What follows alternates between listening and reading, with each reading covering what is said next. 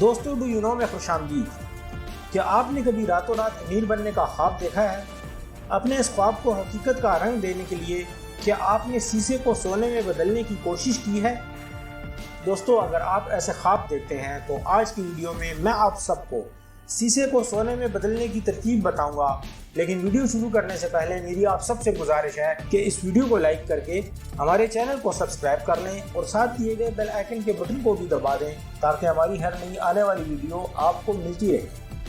دوستو قرون وسطیٰ کے سائنسدان یہی حاصل کرنے کی کوشش کر رہے تھے۔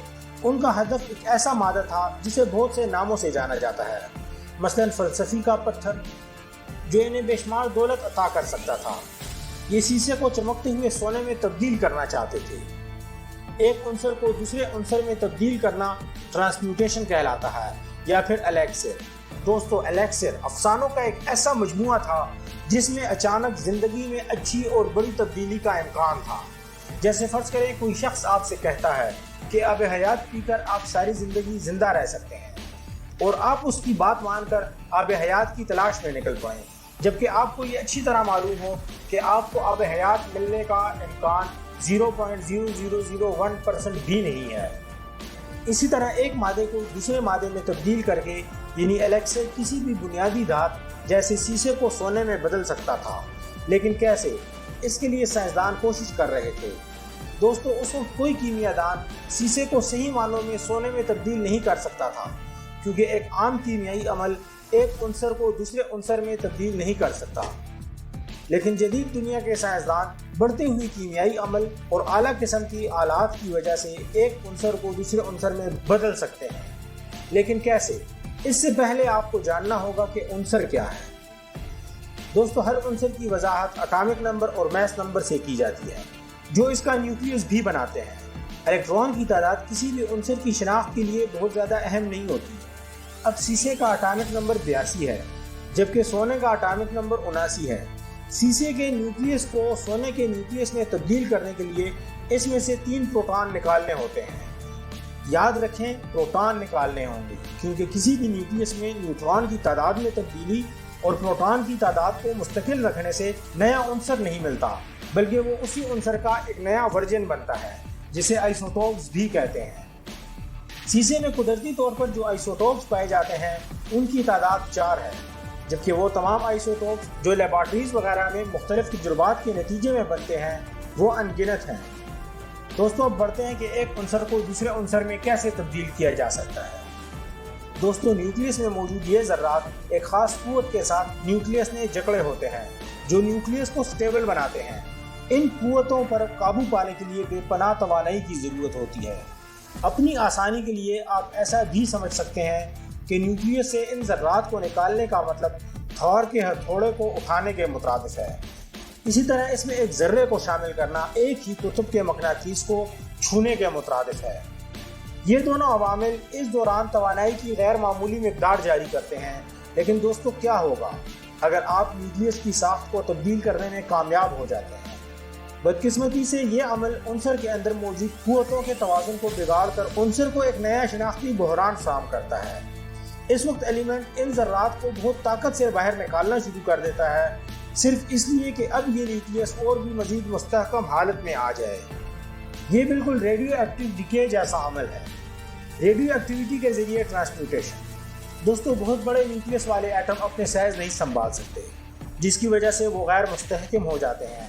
وہ الیکٹران، پروٹون، نیوٹران اور الیکٹرو میگنیٹک ریڈیشن یعنی الفا، بیٹا اور گیما ریز خارج کر کے اپنا وزن کم کرتے ہیں۔ دوستو ریڈیو ایکٹیویٹی سونا پیدا کرنے کے لیے بہترین طریقہ نہیں ہے۔ سب سے پہلے ریڈیو ایکٹیو ایلیمنٹس کو زیادہ عناصر میں زوال پذیر ہونے میں مہینے، سال یا پھر بعض اوقات 1000 سال لگتے ہیں۔ مثلا ریڈیم 226 کے عنصر کو اپنے آدھے حصے کو ساڑنے کے لیے 1600 سال لگتے ہیں، جبکہ اس کی تابکاری کینسر اور تھائرائیڈ کے مسائل جیسی بیماریوں کا سبب بنتی ہے۔ تیسرے نمبر پر یورینیم، تھوریم اور ریڈیم، یہ سب آخرکار ختم ہو کر شیشے میں بدل جاتے ہیں۔ شیشہ ایک سٹیبل عنصر ہے جو مزید کبھی بوسیدہ نہیں ہوتا۔ دوستو یہاں جو بات سب سے زیادہ ہرٹ کرتی ہے وہ صرف یہ ہے کہ سونے میں شیشے سے 3 پروٹون کم ہوتے ہیں، تو اگر یہ تھوڑا سا اور زوال پذیر ہو جاتا تو اس کی عزت میں کون سی کمی آ جانی تھی۔ दोस्तों आप समझ गए होंगे कि तमाम अंसर आखिरकार शीशे में तब्दील होकर स्टेबल हो जाते हैं और मजीद रेडियो एक्टिविटी का अमल रुक जाता है। लेकिन दोस्तों अगर ऐसा नहीं तो फिर न्यूक्लियर रिएक्टर में न्यूक्लियर ट्रांसमिशन से सोना बना लेते हैं।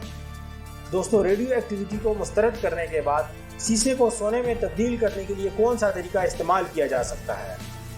दोस्तों सोना बनाने के लिए शीशा एक बेहतरीन हिकमत अमली नहीं है, क्योंकि शीशे में सोने से 3 प्रोटॉन ज़्यादा होते हैं। बेहतर तरीका यह है कि मरकरी में सोने से 1 प्रोटॉन ज़्यादा है, जबकि प्लूटोनियम में सोने से 1 प्रोटॉन कम है। इसे इस्तेमाल करें। बुनियादी धातु को सोने में तब्दील करने के लिए इब्तदाई तजुर्बात 1924 में शुरू हुए थे। आज़ादाना तौर पर जापान में एक रिसर्चर नागोका, जर्मनी में मीथे और स्टॉमरिच ने मरकरी को बरकी करंट से मशरूत करके सोने में तब्दील करने की कोशिश की थी। इन्हें कामयाबी हासिल हुई, लेकिन इसके बाद कुछ और साइंसदानों ने जब यही तरीका अपनाया तो इनके नताइज बिल्कुल मनफी थे। इन नए नताइज ने इन सब के तजुर्बात को तनाज़े में डाल दिया। इस तरह मरकरी भी फहरिस्त से निकल जाता है। दोस्तों दूसरा ऑप्शन प्रोटॉन और न्यूट्रॉन जैसे एटमी ज़र्रात के साथ मरकरी या फिर प्लूटोनियम पर बमबारी करना है। 1941 में मुहक्किकीन ने तेज़ रफ्तार न्यूट्रॉन के साथ मरकरी पर बमबारी शुरू की और धातु को सोने और प्लूटोनियम में तब्दील किया। 1936 में मुहक्किकीन ने प्लूटोनियम पर ड्यूट्रॉन न्यूक्लियस के साथ बमबारी की, जिसके नतीजे में तापकार प्लूटोनियम सोना बन गया।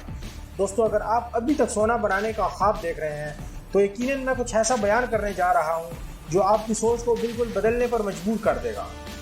सबसे पहले इस तरह बनने वाला सोना ज़्यादातर तापकार था, जिसका मतलब है कि ये शायद ज़वाल पजीर होगा, और जब ज़वाल पजीर होगा तो किसी दूसरे अंसर में बदल जाएगा, जिससे इसकी शनाख्त और साख्त सब कुछ तब्दील हो जाएगी। दूसरा, इन तमाम तजुर्बात से सिर्फ 1 मिलीग्राम से भी कम सोना हासिल हुआ है। दोस्तों रिपोर्ट के मुताबिक इनमें से एक शख्स के बनाए गए सोने की कीमत सिर्फ $1 थी, लेकिन सिर्फ उस $1 के सोने को बनाने के लिए $60,000 की लागत आई थी। दोस्तों अब बहुत ज़्यादा तरक्की हो जाने के बावजूद भी साइंसदान वो सोना नहीं बना सकते जो लोगों की ज़रूरत है। इस उम्मीद पर इस वीडियो का अख्तिताम करते हैं कि शायद मुमकिन है कि आने वाले वक्त में साइंसदान कोई ऐसा सस्ता तरीका निकाल लें जिससे लोग आसानी से सोना बना सकें। दोस्तों उम्मीद है आज की वीडियो आप सब ने पसंद की होगी। इस वीडियो को लाइक करके हमारे चैनल को सब्सक्राइब कर लें और साथ दिए गए बेल आइकन के बटन को भी दबा दें, ताकि हमारी हर नई आने वाली वीडियो आपको मिलती रहे।